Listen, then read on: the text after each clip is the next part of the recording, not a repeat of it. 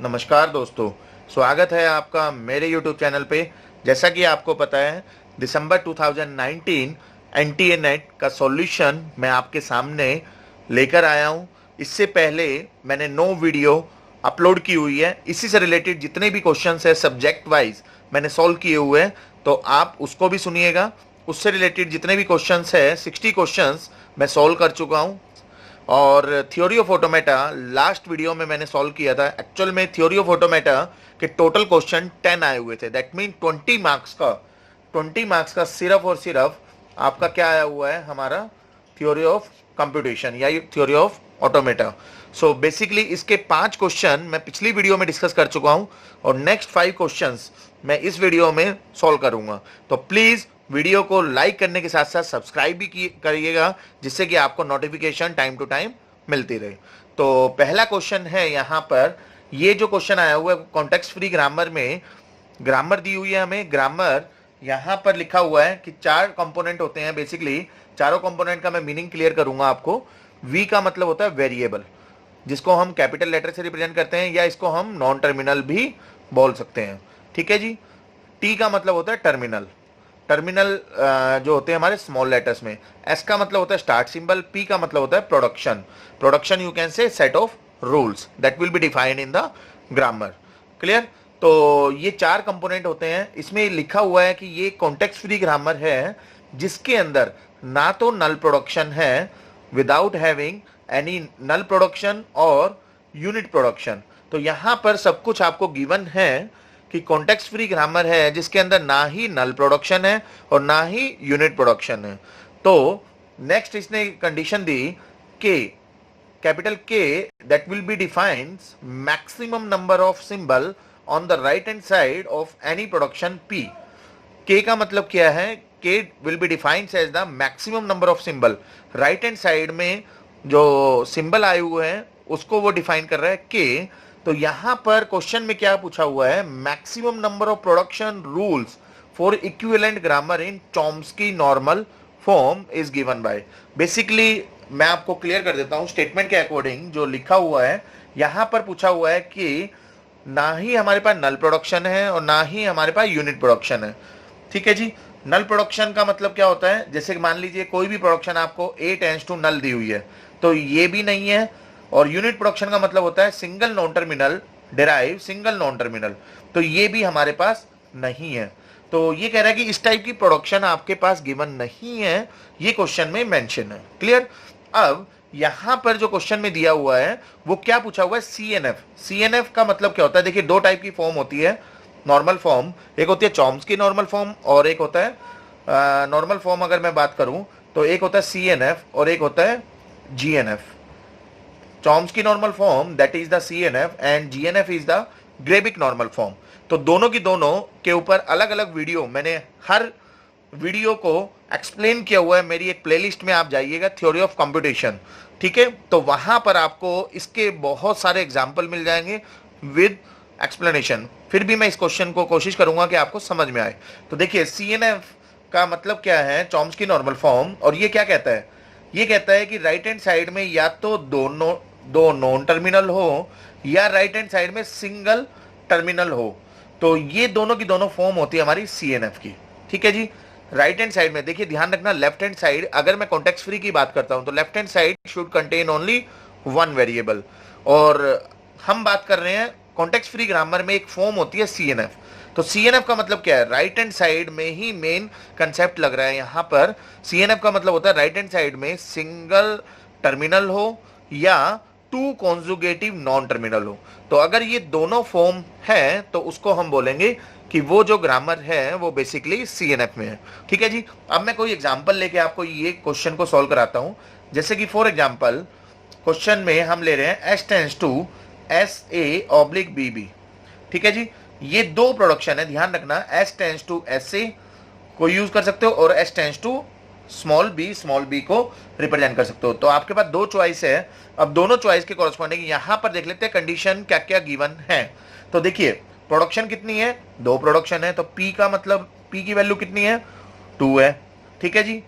अब उसके बाद देखते हैं number of, you can say terminals. Terminal कितने हैं? यहां पर अगर मैं इस क्वेश्चन में देखूं नंबर ऑफ टर्मिनल कितने हैं, ए है या बी है, तो नंबर ऑफ टर्मिनल कितने हैं, 2 है।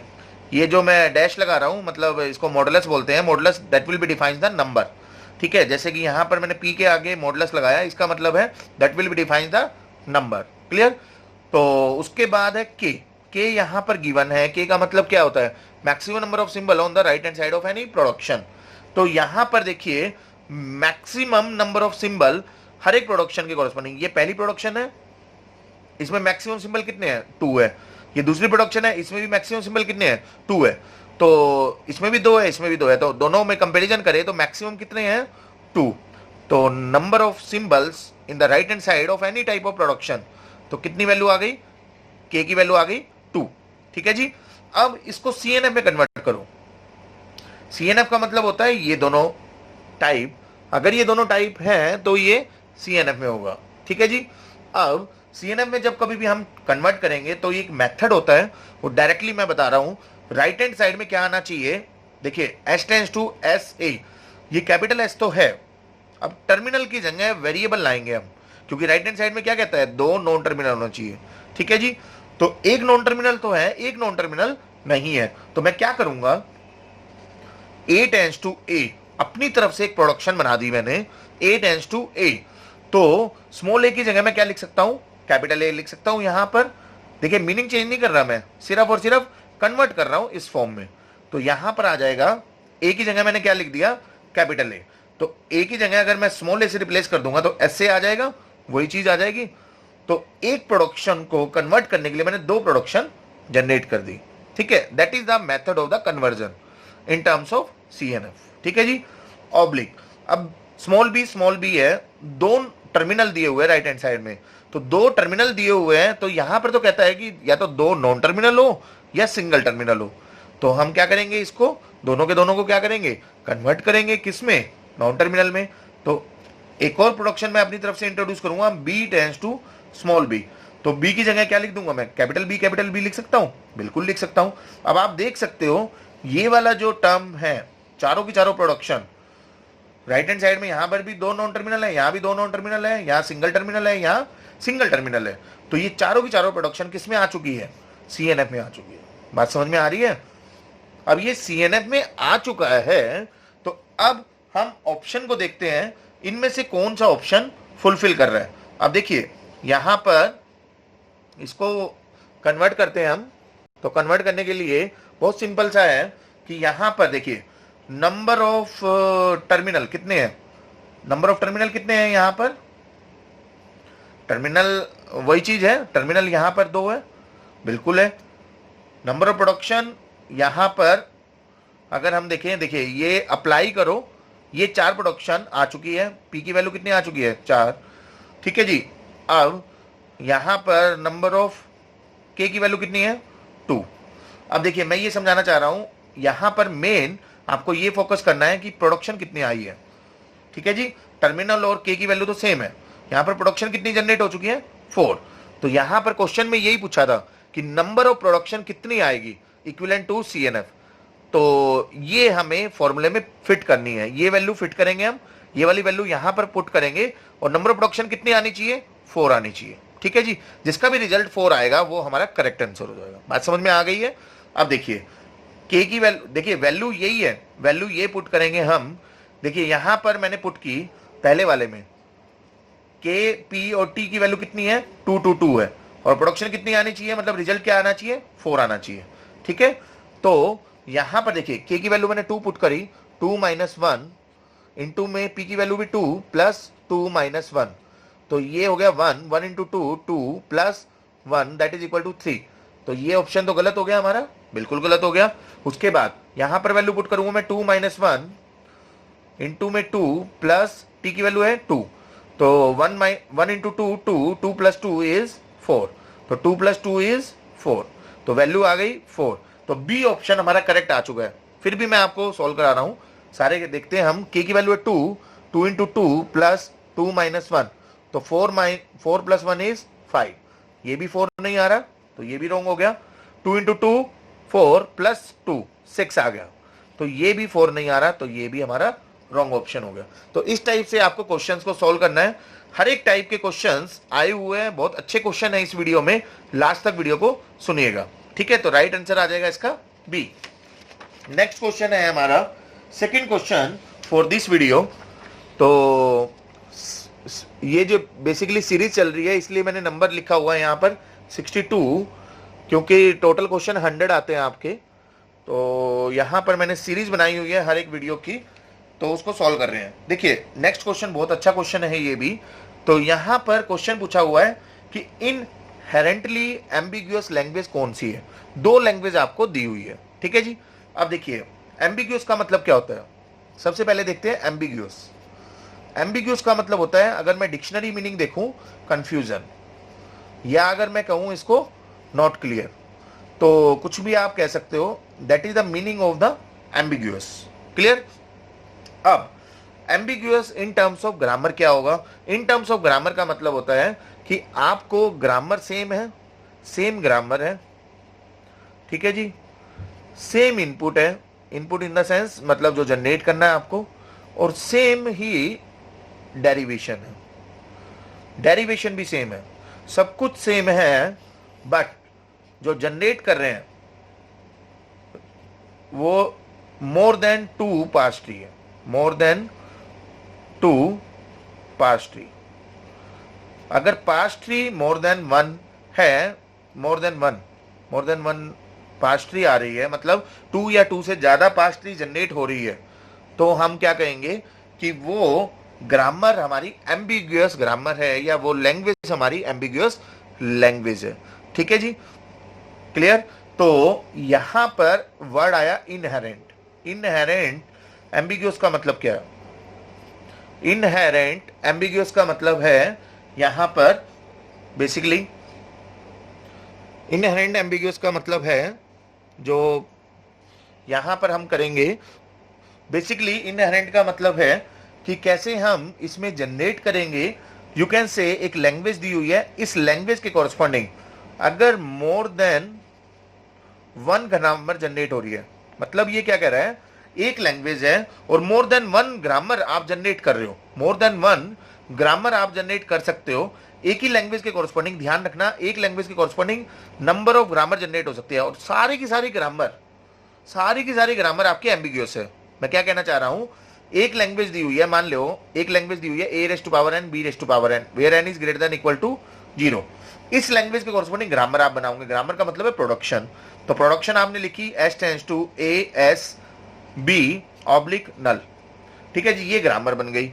अब मैं ये कह रहा हूं एक लैंग्वेज के कॉरस्पॉन्डिंग ये तो एक ग्रामर बन गई, एक दूसरी ग्रामर बना दो आप इसी लैंग्वेज के लिए, एक तीसरी ग्रामर बना दो आप इसी लैंग्वेज के लिए। तो इस तरह से नंबर ऑफ ग्रामर आप बना रहे हो, और हर ग्रामर आपकी more than 1 parse tree generate कर रही है, मतलब हर एक ग्रामर आपकी एम्बिग्यूअस है। तो उस लैंग्वेज को हम बोलेंगे इनहेरेंट एम्बिग्यूअस, ठीक है जी। तो एक ही लैंग्वेज के लिए मोर देन 1 ग्रामर जनरेट कर रहे हो आप, ठीक है, बन सकती है, एक भी ग्रामर बन सकती है, ठीक है। तो हर एक ग्रामर जो है वो सारी की सारी ग्रामर आपकी एम्बिग्यूअस है, तो उस लैंग्वेज को हम बोलेंगे इनहेरेंट एम्बिग्यूअस, ठीक है जी। और उनमें से कोई भी एक ग्रामर, कोई भी एक सिंगल ग्रामर, एक लैंग्वेज के लिए नंबर ऑफ ग्रामर है, उनमें से कोई भी एक ग्रामर अनएम्बिग्यूअस है, तो हम उसको बोल देंगे कि वो इनहेरेंट एम्बिग्यूअस नहीं है। क्लियर। तो ये होता है मीनिंग इनहेरेंट एम्बिग्यूअस का। तो यहां पर देखिए क्वेश्चन में, आपको जो क्वेश्चन में दिया हुआ है उस क्वेश्चन को सॉल्व करते हैं। पहली लैंग्वेज है, पहली लैंग्वेज के लिए देखिए ये एक दी हुई है हमें और एक ये दी हुई है, इसको मैं S1 लिख लेता हूं, इसको S1 ग्रामर से रिप्रेजेंट कर लेंगे, इसको S2 से रिप्रेजेंट कर लेंगे। यूनियन है, यूनियन का मतलब है दोनों की जगह हम लिख सकते हैं। तो S टेंड्स टू, मैंने लिख दिया S1 oblique S2। S1 is the start symbol for this grammar, S2 is the start symbol for this grammar, ठीक है जी। अब ये भी हमारा ABC जनरेट करेगा, बिल्कुल करेगा। N और M की वैल्यू क्या दे रखी है यहाँ पर, ग्रेटर देन इक्वल टू 0। तो N और M की दोनों के बीच में रिलेशन नहीं है, मगर N और M की जो वैल्यू होगी वो हमेशा 0 या 0 से बड़ी होगी। तो N की वैल्यू मैं मान के चलो 1 रख रहा हूँ, M की वैल्यू भी 1 रख रहा हूँ, तो क्या स्ट्रिंग जनरेट करेगा ये वाली लैंग्वेज, ABC जनरेट करेगा। ये भी क्या जनरेट करेगा, अगर N और M की वैल्यू 1 रखता हूँ तो ये भी ABC जनरेट करेगा, ठीक है जी। बीच में क्या दे रखा है, यूनियन। तो इसके लिए हमारा एबीसी जनरेट होगा, इसके लिए भी एबीसी जनरेट होगा। तो दोनों के लिए सेम स्ट्रिंग जनरेट हो रही है, एक ही ग्रामर दे रखी है।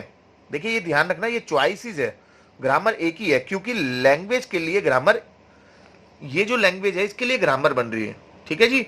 तो यहां पर भी एबीसी है, यहां पर भी एबीसी है, दोनों के दोनों सेम चीज जनरेट कर रहे हैं, मगर पास ट्री दोनों की डिफरेंट होगी। क्यों होगी, क्योंकि यहां पर a raise to power n, b raise to power n है, c raise to power m है, a और b के बीच में रिलेशन है, यहां पर b और c के बीच में रिलेशन है, ठीक है जी।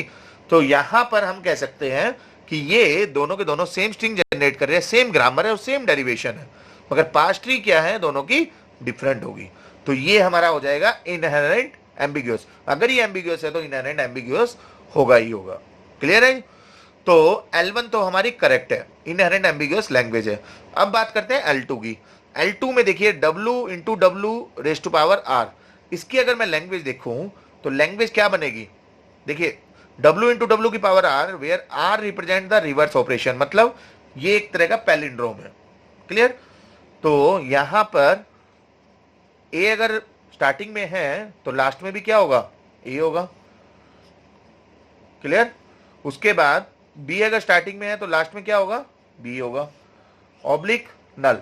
तो यहां पर आप देख सकते हो कि कोई भी आप स्ट्रिंग जनरेट करो, अगर आप स्ट्रिंग जनरेट कर रहे हो A B B A, तो आप क्या करोगे, S tends to ASA then BSB, ये वाली पहले ये चॉइस ली, फिर दूसरी चॉइस ली, ठीक है, और then S tends to null. तो ABBA स्ट्रिंग जनरेट हो गई। क्या इसके लिए, सेम स्ट्रिंग के लिए दूसरा कोई ट्री जनरेट हो सकता है इस ग्रामर में? नहीं हो सकता, एक ही ट्री जनरेट होगी। अगर एक ही ट्री जनरेट हो रही है, more than one tree generate नहीं हो रही, तो ये क्या हो जाएगा, अनएम्बिग्यूअस। अगर ये अनएम्बिग्यूअस है तो ये इनहेरेंट एम्बिग्यूअस कभी भी नहीं होगा। तो कहने का मतलब है L2 जो है वो इनहेरेंट एम्बिग्यूअस नहीं है, मगर L1 जो है वो इनहेरेंट एम्बिग्यूअस है। तो यहां पर कौन सा ऑप्शन हमारा करेक्ट होगा, A is the correct option for this question. Hopefully आपको समझ में आया होगा। नेक्स्ट क्वेश्चन लेके आ रहा हूं मैं।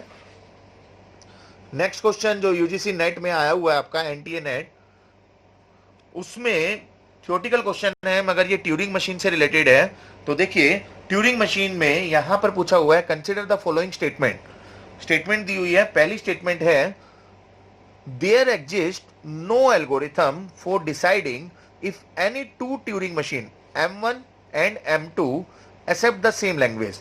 देखिए ये बेसिकली कुछ प्रॉपर्टीज होती है ट्यूरिंग मशीन की, फिर भी मैं थोड़ा सा क्लियर करूंगा आपको मीनिंग के थ्रू, कि यहां पर ये कह रहा है कि एक M1 मशीन है ट्यूरिंग मशीन और एक M2 ट्यूरिंग मशीन है, दो अलग अलग मशीन हैं। दोनों मशीन के अंदर वो क्या सेम लैंग्वेज को एक्सेप्ट करेंगे, ऐसा अभी तक कोई भी एल्गोरिथम नहीं बना है। ये बिल्कुल करेक्ट स्टेटमेंट है। सेम लैंग्वेज के लिए दो ट्यूरिंग मशीन बनाई हुई है, तो ये हमें पता ही नहीं चलता, ऐसा कोई एल्गोरिथम अभी तक एग्जिस्ट नहीं कर रहा, मतलब इसको बोलते हैं अनडिसाइडेबल। सेम लैंग्वेज के लिए दो ट्यूरिंग मशीन बनाई हुई है और वो दोनों के दोनों सेम लैंग्वेज को एक्सेप्ट करेंगे, ऐसा कोई भी एल्गोरिथम अभी तक एग्जिस्ट नहीं करता है। ये बिल्कुल करेक्ट स्टेटमेंट है, ठीक है, इसको बोलते हैं अनडिसाइडेबल। तो सेम लैंग्वेज के लिए अनडिसाइडेबल है, बिल्कुल करेक्ट है। दूसरा है M1, late M1 and M2 दो मशीन दे रखी है, be arbitrary Turing machine, the problem to determine language. M1 एक मशीन है, उसके कोरस्पॉन्डिंग कोई लैंग्वेज होगी जिसको हम रिप्रेजेंट करेंगे L ऑफ M1 से। M2 एक मशीन होगी जिसके कोरस्पॉन्डिंग एक लैंग्वेज होगी जिसको रिप्रेजेंट करेंगे हम M2 से, L ऑफ M2 से। तो इन दोनों के बीच में जो रिलेशन है वो है सबसेट का। ये जो दिया हुआ है इसका मतलब है सबसेट, ठीक है जी। तो ये कह रहा है कि L of M1 is the subset of L of M2। भाई सिंपल सी बात है, M1 एक मशीन है, M2 एक मशीन है, दोनों के बीच में क्या रिलेशन है वो हम फाइंड आउट नहीं कर सकते। अभी तक कोई भी इस तरह का एल्गोरिथम नहीं है जिसको हम बोलते हैं अनडिसाइडेबल, इसको बोलते हैं हम सबसेट। सबसेट के लिए भी जो ट्यूरिंग मशीन है वो डिटरमाइन करता है कि ये अनडिसाइडेबल है, पहले वाला दूसरे वाले का सबसेट है या दूसरे वाला पहले का सबसेट है, ये चीज डिसाइड नहीं हो पाती है in case of Turing machine. तो ये सेकंड स्टेटमेंट भी है हमारी करेक्ट स्टेटमेंट है। क्लियर? तो दोनों के दोनों करेक्ट है। तो इसने पूछा हुआ है which one of the following are correct, तो बोथ आर द करेक्ट। तो third option is the correct option. Clear? इस टाइप से सारे क्वेश्चंस आए हुए हैं, बहुत अच्छे क्वेश्चंस आए हुए हैं लास्ट टाइम, और इसी तरह के क्वेश्चंस नेट के अंदर आते हैं। अगर आप प्रीवियस ईयर के क्वेश्चंस देखोगे तो बिल्कुल सिमिलर टाइप के क्वेश्चंस आपको मिलेंगे। तो देखिए नेक्स्ट क्वेश्चन है, fourth question for this video. तो यहां पर जो क्वेश्चन पूछा हुआ है, देखिए लेट ए ये दिया हुआ है, let be this one, similarly C and D दिया हुआ है। तो इसने पूछा हुआ है पीसीपी। देखिए पीसीपी क्या होता है? पीसीपी होता है दो पेयर को हम लेके चलेंगे, ठीक है। जैसे कि यहां पर मैं एक एग्जांपल लूं, ए दिया हुआ है 0 0 1 0 0 1 1 1 1 1 0 1, और बी दिया हुआ है हमें 0 1 1 1 1 1 0 1 0। तो दोनों को हम लेके चलेंगे। हम यहां पर इसको मैं लिख देता हूं x1, इसको मैं लिख देता हूं x2, इसको मैं लिख देता हूं x3, ये हो गया x4, ये मैं लिख लेता हूं y1, ये y2, थर्ड हो गया y3 and the fourth one is y4। Clear? तो यहां पर हमने एज्यूम कर लिया। अब हमें इसको इस तरह से अरेंज करना है कि इनका जो नंबर है, अगर मैं x3 को पिक कर रहा हूं ए के अंदर से, तो यहां पर भी मैं y3 को पिक करूंगा, और उनकी स्ट्रिंग भी मैच करनी चाहिए। अगर मैच कर रही है और नंबर भी मैच कर रहा है, तो हम कहेंगे कि ये पेयर हमारा पीसीपी सॉल्यूशन है। That is the meaning of the PCP. PCP basically होता है पोस्ट कोरेस्पोंडेंस प्रॉब्लम। तो सॉल्यूशन कब एग्जिस्ट करेगा? सॉल्यूशन का मतलब है कि यहां पर दोनों के कोरेस्पोंडिंग, जैसे कि मैंने यहां पर मैं देखूंगा 0 और 0 मैच कर गया, 0 और 0 मैच कर गया, मगर 0 के बाद 0 आया हुआ है, यहां पर 0 के बाद क्या है? 1 है। तो x1 को मैं पिक करने का कोई भी बेनिफिट नहीं है। क्यों? क्योंकि x1 अगर मैं पिक करूंगा तो y1 भी पिक करना पड़ेगा। तो ये x1 और y1 तो मैच कर रहा है, मगर 0 के साथ यहां पर अगर हम देखें, 0 के साथ 0 भी मैच कर रहा है, मगर सेकंड जो लेटर है, सेकंड जो स्ट्रिंग है वो मैच नहीं कर रही। तो यहां पर हमारा सॉल्यूशन नहीं निकल पाएगा। तो हम ट्राई करेंगे, फिर x2 को मैं y1 के साथ कंपेयर करता हूं, ये भी मैच नहीं करेगा, सेकंड वाले से मैच नहीं करेगा। ठीक है जी, ये ध्यान रखना, x2 अगर पिक कर रहा हूं तो मैं y2 को लेना पड़ेगा, तो ये तो डेफिनेटली मैच नहीं कर रहा। तो x3 और y3 ये यहां पर कुछ पॉसिबिलिटी दिख रही है मेरे को। तो मैं सबसे पहले x3 को पिक कर लेता हूं। यहां पर मेरे को किसको पिक करना पड़ेगा? y3 को। x3 के कोरस्पोंडिंग स्ट्रिंग क्या है? 1 1, और y3 के कोरस्पोंडिंग स्ट्रिंग है 1 1 1। ठीक है जी। अब अगर मैं देखूं, यहां पर मैं ट्राई करूंगा x4, यहां पर एक सिंगल 1 कम है, तो सिंगल 1 कम है, तो मैंने देखा x4 और y4 दोनों की लेंथ कितनी है? 3 3। तो मैं ट्राई करूंगा कि यहां पर लेंथ x3 में ज्यादा हो, x वाली टर्म में ज्यादा हो और y वाली टर्म में कम हो। तो वो कौन सी पॉसिबिलिटी बन रही है? मेरे को सिर्फ x1 और y1 वाली पोजीशन दिख रही है। तो मैं यहां पर x1 को अगर मैं पिक कर लूं, x1 को अगर मैं पिक कर लूं, तो ये भी गलत हो जाएगा, बिल्कुल गलत हो जाएगा। तो मेरे को क्या करना पड़ेगा? यहां पर मेरे पास क्या पॉसिबिलिटी बन रही है? यहां पर अगर हम देखें तो पॉसिबिलिटी x3 के बाद यहां पर 1 1 से मैच कर रहा है, यहां 1 एक एक्स्ट्रा है, तो 1 से 1 मैच कर गया, यहां पर 0 1 देन 0 एक्स्ट्रा हो जाएगा यहां पर।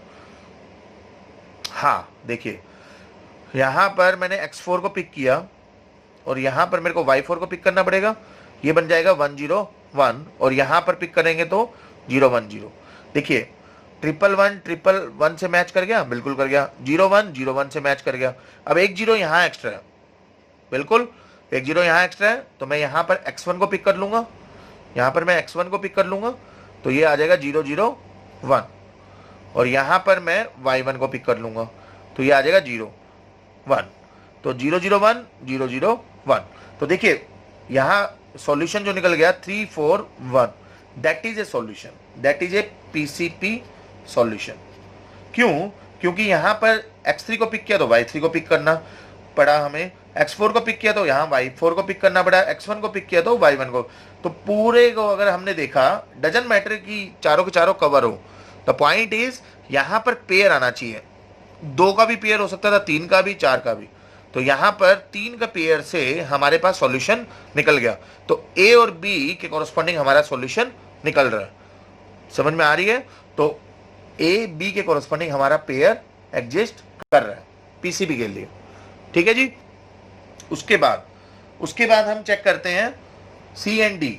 तो सी हमें दिया हुआ है 0 0 0 0 1 1 4 0 और डी दिया हुआ है हमें 0 1 1 0 1 1, ये दिया हुआ है हमें।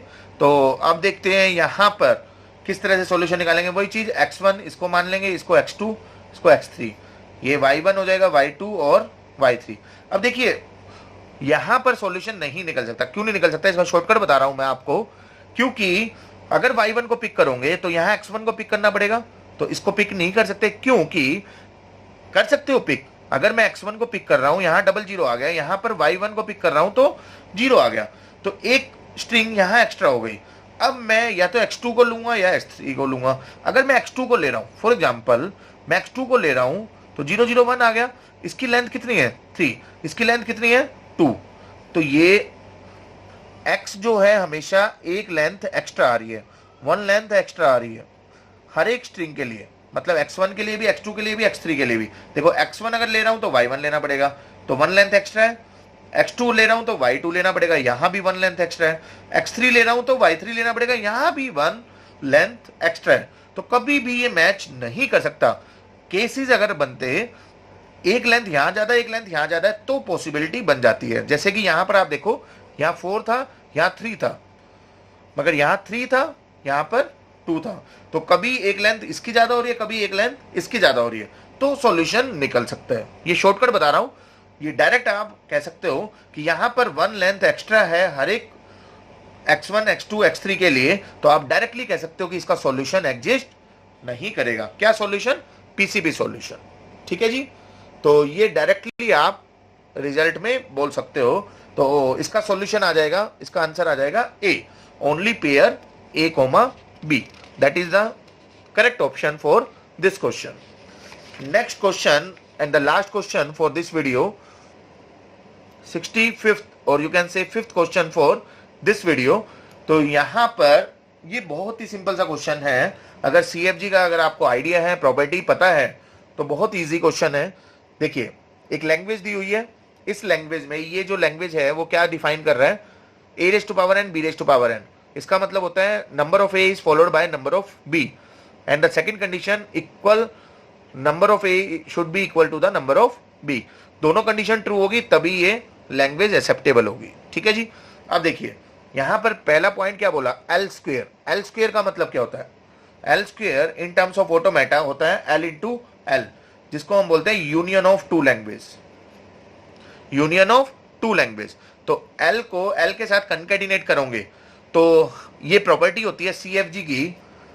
CFG क्लोज्ड होता है हमारा। क्लोज्ड कहां कहां होता है? यूनियन में होता है, क्लोजर में होता है हमारा। ठीक है। और भी काफी प्रॉपर्टी होती है, यूनियन, क्लोजर, और भी आपकी नंबर ऑफ प्रॉपर्टीज होती है इसके अंदर। ठीक है। तो वहां पर हम अप्लाई करते हैं। कंकैटिनेशन में भी होता है। ठीक है। कहां नहीं होता वो मैं बता देता हूं। CFG नॉट क्लोज्ड कहां पर नहीं होता है? वो दो ही प्रॉपर्टी है सिर्फ, इंटरसेक्शन।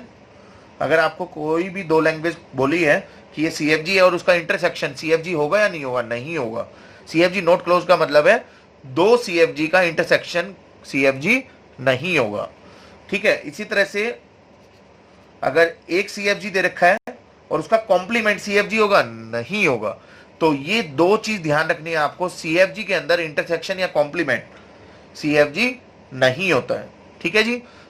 मगर क्लोजर, यूनियन एंड कंकैटिनेशन तीनों के तीनों आपके CFG के अंदर होते हैं। मतलब L1 एक दे रखा है CFG, ठीक है, L2 एक CFG दे रखा है, तो इन दोनों का यूनियन CFG आएगा, बिल्कुल आएगा। समझ में आ रही है? L1 एक CFG दे रखा है, उसका क्लोजर L स्टार CFG होगा, बिल्कुल होगा। L1 और L2 का कंकैटिनेशन CFG होगा, बिल्कुल होगा। बात समझ में आ रही है? ये होता है meaning of the closed end not closed. Closed का मतलब है कि दोनों को हम अप्लाई करेंगे तो CFG का रिजल्ट ही देगा, और नॉट क्लोज्ड का मतलब है अप्लाई करेंगे वो CFG में नहीं होगा। क्लियर?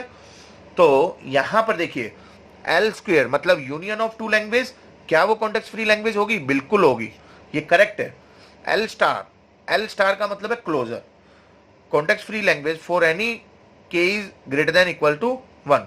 ठीक है, तो L स्टार नहीं है, बेसिकली यहां पर LK है, एक ही बात है। L स्टार ले लो तो ये कंडीशन नहीं होगी, बात मीनिंग वही है। तो यहां पर मीनिंग यही कह रहा है कि क्लोजर में क्या कॉन्टेक्स्ट फ्री लैंग्वेज होता है? बिल्कुल होता है, अभी देखा हमने, तो ये भी करेक्ट है। अब देखिए L कॉम्प्लीमेंट, L बार का मतलब होता है complement, and L star that is the closure. Closure में तो CFG होता है मगर कॉम्प्लीमेंट में CFG नहीं होता, और बीच में क्या दिया हुआ है? एंड, मतलब दोनों कंडीशन ट्रू होगी तभी तो हम इसको करेक्ट मानेंगे। ये तो ट्रू है मगर ये फॉल्स है, तो फॉल्स एंड ट्रू, तो रिजल्ट आ जाएगा फॉल्स। तो ये कॉन्टेक्स्ट फ्री लैंग्वेज नहीं होता। क्लियर?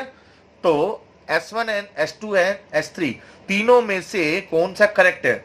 S1 and S2।